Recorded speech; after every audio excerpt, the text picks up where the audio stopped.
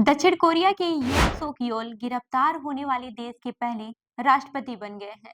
इसी के साथ ही पिछले सप्ताह भर से जांचकर्ताओं और यून के सुरक्षा कर्मियों के बीच जारी रस्साकसी भी खत्म हो गई है। बीते दिसंबर में यून की ओर से देश में मार्शल लॉ लगाने का असफल प्रयास के बाद अशांति फैल गई और राष्ट्रपति पर महाभियोग चलाया गया। यून के खिलाफ राजद्रोह के आरोप की जांच हो रही है। हालांकि संवैधानिक अदालत ने यून को महाभियोग के जरिए पद से हटाए जाने की वैधता पर आदेश नहीं दिया है। इसलिए यून सुक योल तकनीकी तौर पर अभी भी दक्षिण कोरिया के राष्ट्रपति बने हुए हैं। यून की गिरफ्तारी नाटकीय घटनाक्रम में तब्दील हो गई। जैसे कि जांचकर्ताओं ने यून तक पहुंचने के लिए कड़ाके की ठंड में सीढ़ियों और तार काटने वाली मशीनों का इस्तेमाल किया। वहीं दूसरी ओर गिरफ्तारी को रोकने के लिए प्रेसिडेंशियल सिक्योरिटी सर्विस यानी कि पीएसएस के कर्मियों ने बैरिकेड्स लगा दिए थे। राष्ट्रपति यून सोक योल ने अपनी गिरफ्तारी से पहले एक वीडियो संदेश जारी किया, जिसमें उन्होंने कहा कि वह उच्च पदाधिकारियों की पेशी के लिए करप्शन इन्वेस्टिगेशन ऑफिस यानी कि सीआईओ जाने को तैयार है। 64 साल के यून ने यह वीडियो 3 मिनट में रिकॉर्ड किया, जिसमें उन्होंने अपने खिलाफ चल रही जांच में सहयोग देने का भी आश्वासन दिया। हालांकि उन्होंने आरोपों को खारिज किया और कहा कि उनके खिलाफ जारी गिरफ्तारी वारंट कानूनी नहीं है।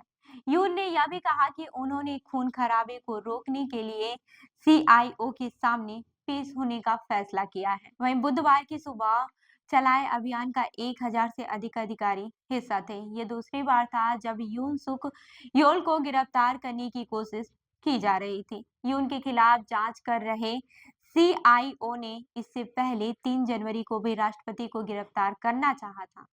वहीं पूछताछ के लिए जारी कई सम्मन को नजरअंदाज करने के बाद सोल के खिलाफ सीआईओ ने गिरफ्तारी वारंट हासिल किया। आपको बता दूं कि यून की पीपल्स पावर पार्टी ने अपने नेता की गिरफ्तारी को अवैध बताया है। सदन में पार्टी के नेता कविओन सियोंग डोंग ने बुधवार को घटनाक्रम को अफसोसजनक बताया। वहीं दूसरी तरफ विपक्षी डेमोक्रेटिक पार्टी के सदन में नेता पार्क चान डे ने कहा कि यून की गिरफ्तारी ने दिखाया कि दक्षिण कोरिया में न्याय जिंदा है। पार्टी की बैठक के दौरान उन्होंने कहा कि यह गिरफ्तारी संवैधानिक व्यवस्था, लोकतंत्र और कानून के शासन को बहाल करने की दिशा में पहला कदम है। फिलहाल वित्त मंत्री चोई सांग मोक ही दक्षिण कोरिया के कार्यवाहक राष्ट्रपति हैं। उनसे पहले कार्यवाहक राष्ट्रपति हान डक सू को बनाया गया था, लेकिन विपक्षी दलों ने सू पर भी महाभियोग चलाकर उन्हें पद से हटा दिया। अब ये जान लेते हैं कि आगे क्या होगा। आपको बता दूं कि राष्ट्रपति यून सोक योल के खिलाफ चल रही जांच अब एक नए मोड़ पर आ गई है।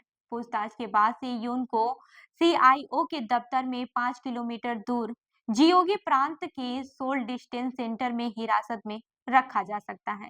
यदि 48 घंटे के भीतर ही अदालत द्वारा हिरासत का वारंट जारी नहीं किया गया, तो वह रिहा हो सकते हैं और राष्ट्रपति आवास लौट सकते हैं।